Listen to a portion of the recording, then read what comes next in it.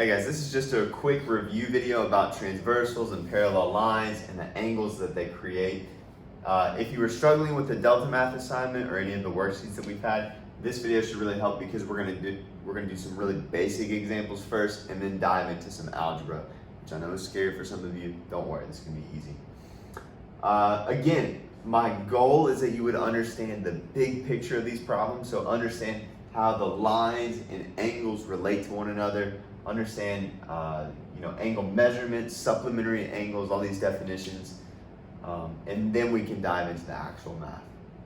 So looking at these two problems, I would like you to identify the angle measurement of x. Well, let's start with this first one. We see that these two angles come together to make one straight line. Those will be called linear pairs. Linear pairs come together again to make a straight line at 180 degrees.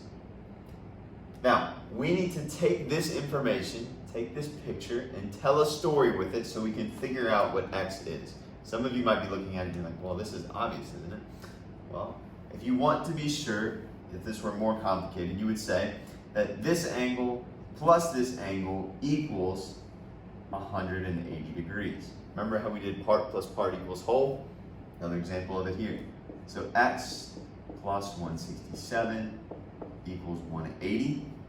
And then here's just some simple algebra to get the final answer. We subtract 167 from both sides. We're left with x equals 13.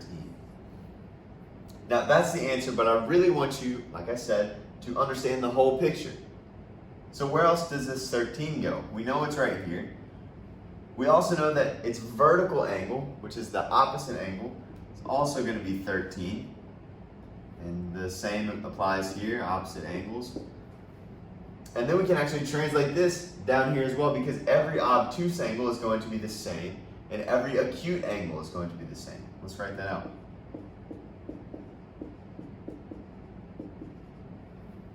For the second problem, our angle measure and our x are in completely different spots. But just by looking at this, very natural, you may think, well, the angles look the same. And when you think that, you would be correct.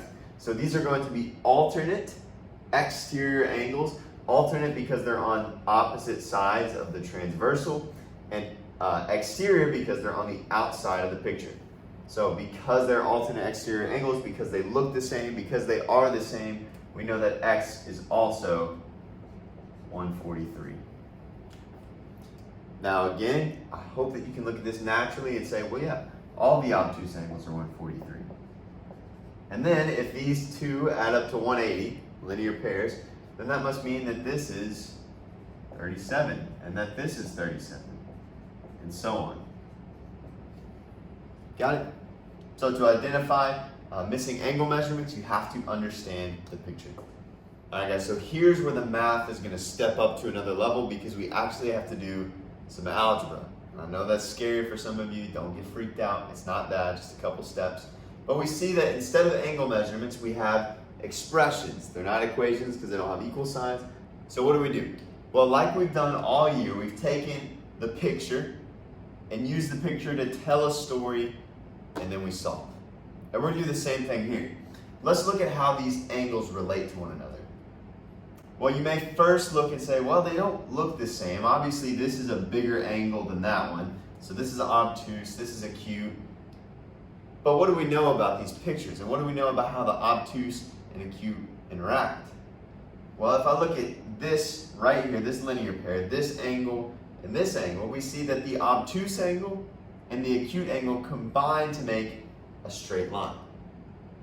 We also know that all the obtuse and acute angles are the same throughout the picture. So if I add an obtuse angle to an acute angle, I should get a straight line. And we can do that with the information that we have. So we can start here and say 7x minus 5 plus this angle will give me a straight line or 180 degrees. That's good. We have our picture, we've told our story. Now let's solve. To do that, I need to combine my like terms, so I'll get 8x, negative 5 plus 1 is negative 4, that equals 180. I'll add 4 to both sides and get 8x is 184. then 184 divided by 8 is going to be 23.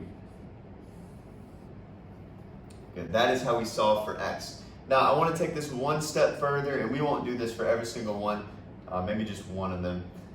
How do I figure out what these angle measurements actually are? Well, like we've said a couple times in this class so far, what should you do with that information? Plug it back in. So if I plug in 23 up here, I'll have 23 plus 1. So this angle measurement is actually 24. Then I can use this information to find this angle. Very simple. I can say this whole thing up here is 180. I know that this is 24 and I don't know this one. Let's tell that story. 24 plus, we'll call this just a question mark, equals 180. And then to solve for that question mark, I just subtract 24 from both sides and I'll get 156. So our two angle measurements are 24 and 156. Good. Let's move on to the second one. Here we see a similar situation, an acute angle and an obtuse angle. Like we just talked about, when I add those two together, I should get a straight line. So let's tell that story now. X plus 12, the acute angle, plus this obtuse angle, 4x minus 7, equals a straight line, which is 180. Combine my like terms, I'll get 5x plus 5 equals 180. Subtract 5 from both sides. And then I'll divide to get x equals 35. And then you can do the same thing that we just did over here. In order to find those exact angle measurements, you can plug this 35 in and solve. So we can see if I plug my 35 in there, this angle measurement is 47, and then we can determine what this is as well. We won't do that for this example. Lastly, this problem is going to be very easy because you look at this picture and you say, well, those two angles look the same. 5x plus 2 is the same thing as 7x minus 8. It's different numbers, but it's the same measurement. How would we say that with math? How would we tell our story? Just like this. 5x plus 2 is equal to 7x minus 8.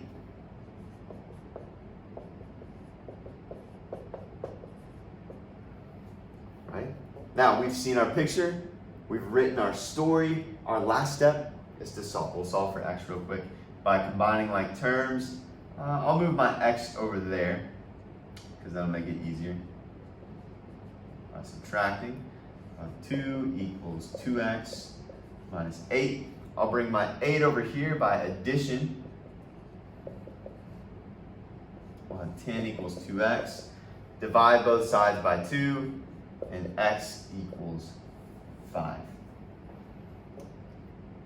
Now again, I can plug this information back in to find their exact angle measurements, just like this. If I put a 5 in there, 5 times 5 is 25, 25 plus 2 is 27. And we know that this should also be 27. So 7 times 5 is 35, and 35 minus 8 again is 27. So let's just look at these three examples, big picture. Understand that the big angles and the small angles are all the same. But what you see here is the same here. What you see here is the same here. Understand that relationship. Once you understand your picture, write your story, and then solve it. If you do that, you're going to get this really well. Okay guys, for my last example, I drew this picture a little bit differently. You might have seen this on Delta Math, but you still have to be able to understand the picture. So we see here, N is parallel to N. So these two lines going up are parallel to one another. That would make line Z the transversal. So we're going to treat it just the same. If you have to tilt your head to look at it, to imagine it, that's fine. What we notice is that these two angles are both acute. And what we've talked about so many times so far is that acute angles are the same in these pictures. So I understand the picture. Now what I need to do is tell my story and then solve. Here's what my story is going to be. This angle is equal to this angle, just like this. 4x plus 14 equals 5x plus 1. And now I just solve using algebra. So I think it'll be easier to move my 4x over there so we don't have any negatives.